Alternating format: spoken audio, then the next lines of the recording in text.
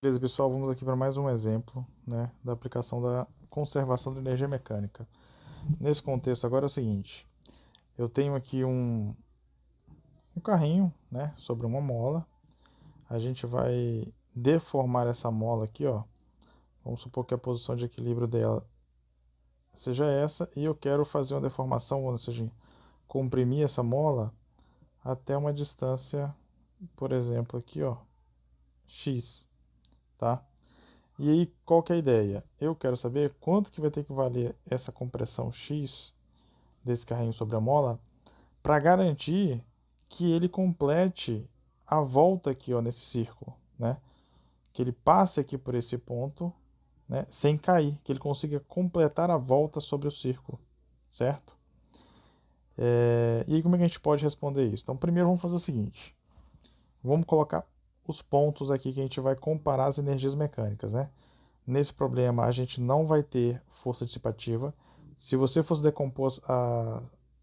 o diagrama de força sobre o carrinho aqui nesse ponto, você teria aqui, ó, força-peso para baixo, força elástica, né, após você comprimir uma força elástica apontando aqui para frente, e uma força normal.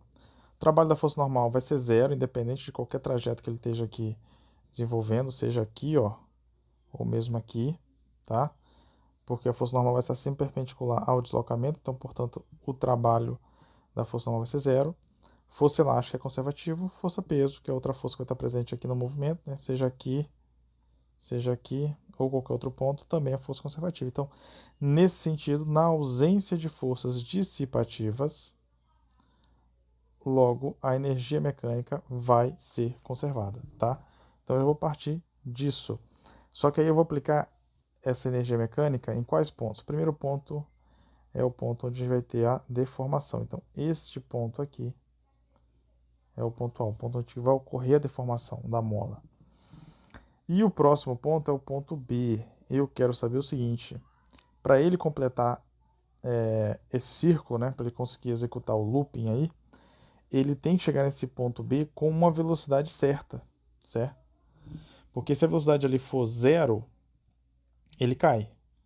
Né? Se for um pouquinho menor do que um determinado valor, ele também cai. Então ele tem que ter uma velocidade mínima para poder completar esse loop. A gente já fez esse tipo de problema quando a gente for falar de leis de Newton, sendo mais específico na parte de força centrípeta. A gente já fez a conta de quanto que tem que ser a velocidade mínima para esse objeto conseguir executar ali essa volta, né, que foi no problema do globo da morte. Tá? Então o raciocínio vai ser semelhante, a gente tem que combinar tanto o que a gente sabe, né, aplicar de conservação da energia mecânica e também aquilo que a gente já aprendeu de força centrípeta, beleza? Então vamos lá começar com conservação da energia mecânica. Então, dados os pontos, a gente sabe então que a energia mecânica no ponto A tem que ser igual à energia mecânica no ponto B. Quem vai ser minha energia mecânica no ponto A? Energia mecânica sempre é uma parte cinética mais uma parte potencial.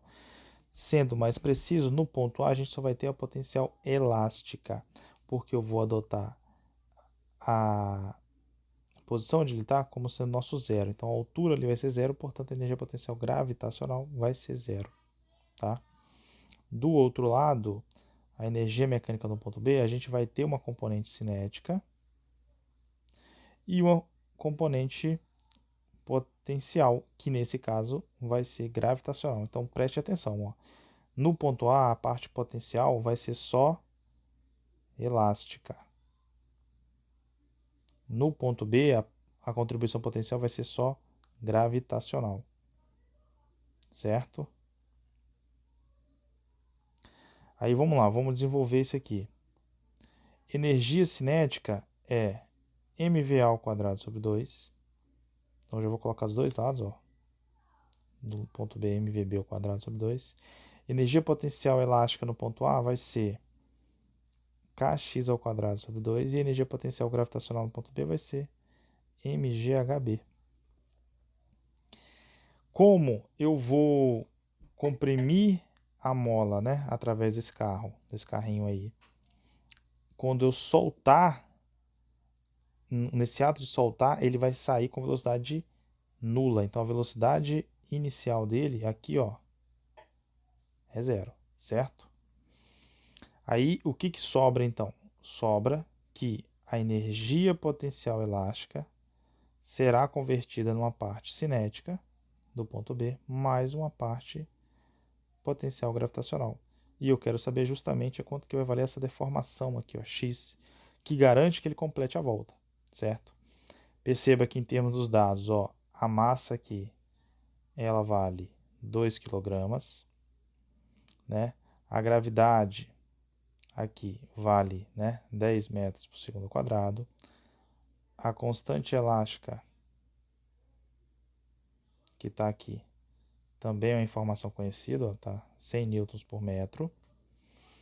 E essa altura HB vai ser o nosso D aqui, ó, que é o diâmetro do círculo, que vale 8 centímetros, tá? Então, o que falta para achar o X? Só falta o VB. Só falta achar o VB para a gente encontrar essa deformação que vai ser suficiente para ele completar a volta. Como é que a gente faz para achar o VB? Aí a gente tem que relembrar o conteúdo que a gente viu de de força centrípeta, né? Neste ponto B particularmente, ele vai ter duas forças atuando sobre ele. Ele vai ter uma força normal para baixo e ele vai ter uma força peso também para baixo. Como você quer que ele execute um movimento circular, necessariamente a força normal mais essa força peso tem que ser igual a massa vezes a aceleração centrípeta. E a aceleração centrípeta é velocidade ao quadrado sobre o raio. Nesse ponto B, então, vai ser a velocidade de B ao quadrado, certo? Como eu quero descobrir a deformação x mínima para ele conseguir completar esse círculo, então eu vou querer descobrir a velocidade B mínima em que isso é possível. Essa velocidade B ela será mínima quando a minha força normal aqui, ó, estiver próxima de zero, certo? Ou seja, quando ele estiver próximo de perder o contato, mas não vai perder, certo? Então, quando o valor de VB que eu vou encontrar, seguindo esse raciocínio de força centrípeta, vai ser o valor de VB que se aproxima de zero, ou seja, vai estar no limiar de não completar. Ou seja, então qualquer valor de VB acima desse valor garante que ele complete, ok? Então, continuando o raciocínio, eu vou ter então que força-peso é massa vezes gravidade. Então, isso vai ser igual a mVB ao quadrado sobre R. Massa simplifica. Eu verifico então que VB ao quadrado é igual a G vezes R. Essa informação é a informação que faltava, porque agora eu só volto aqui, ó, tá? E consigo achar o valor do meu x. Então perceba, num primeiro momento eu usei conservação da energia mecânica.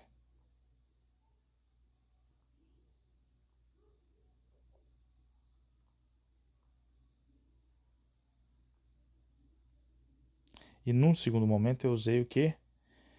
A ideia, né, de força centrípeta. Tá? Você ficou bem esquisito aqui. Deixa eu escrever de novo. Centrípeta. Tudo bem? Então, a partir dessas duas ideias, esses dois conceitos, eu consigo responder o problema. Porque agora, olha só. Meu K, lembra aqui nos dados? 100. Né? Então, vai ficar 100 x ao quadrado, que divide 2, igual a minha massa. Minha massa valia quanto? Ó, 2. 2 VB, que gravidade vezes raio, tá? Vamos fazer primeiro o seguinte, vamos fazer literal, depois substituir os valores, né? Então, vai ficar aqui, ó, kx ao quadrado sobre 2 igual a m, que multiplica gr, né? É o resultado que a gente conseguiu aqui, ó, dividido por 2, mais mg hb. Hb, lembra que essa altura está dada aqui, é esse d, ó. Esse é o nosso hb, né? Que é o diâmetro, que basicamente é 2 vezes o raio, certo? Mas eu vou deixar aqui como raio para ficar aqui, ó, fácil a gente ficar de acordo, né, coerente com o resultado que a gente encontrou aqui.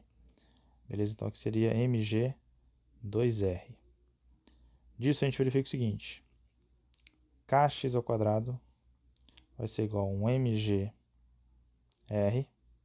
porque esse 2 vai passar para cá multiplicando os dois termos, né? Mais um 4mgr, né? Porque esse 2 multiplica aqui, ó, com esse vai dar 4.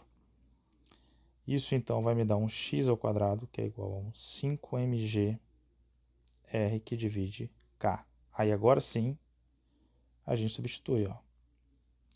X ao quadrado então vai ser 5 vezes a massa, que vale 2, vezes a gravidade, que vale 10, vezes o raio. Lembra que o diâmetro vale 8. Como o raio é metade do diâmetro, então o raio vale 4 centímetros. E aí você tem que passar isso para metros, então 4 centímetros corresponde a 0,04 metros. Tudo isso dividido pela constante elástica, que vale 100. Eu vou encontrar então que vai ficar o seguinte, ó. 5 vezes 2, 10. 10 vezes 10, 100. 100 aqui em cima, que divide com esse 100 aqui embaixo, vai dar 1. Então vai sobrar 1 vezes 0,04, 0,04. Então, x é a raiz quadrada de 4, que divide 100. X, então, é 2, que divide 10. X vale 0,2 metros. Ou x vale 20 centímetros. Então, essa é a deformação mínima na qual você tem que submeter o carrinho para você garantir que ele consiga completar o looping, né? Garantir que ele consiga completar o círculo, né? Que ele consiga dar uma volta no círculo, certo? Então, nesse caso aqui, a gente combinou, então, o princípio da conservação da energia mecânica, uma vez que não tem força dissipativa presente, junto com a ideia de força centrípeta, porque como ele vai executar um movimento circular, deve existir uma força que faz o papel da resultante centrípeta e, portanto, faz com que ele, né, execute um movimento circular. Ok? Então esse é mais um exercício aqui para se somar aos outros, na qual você pode ver a aplicação da conservação da energia mecânica.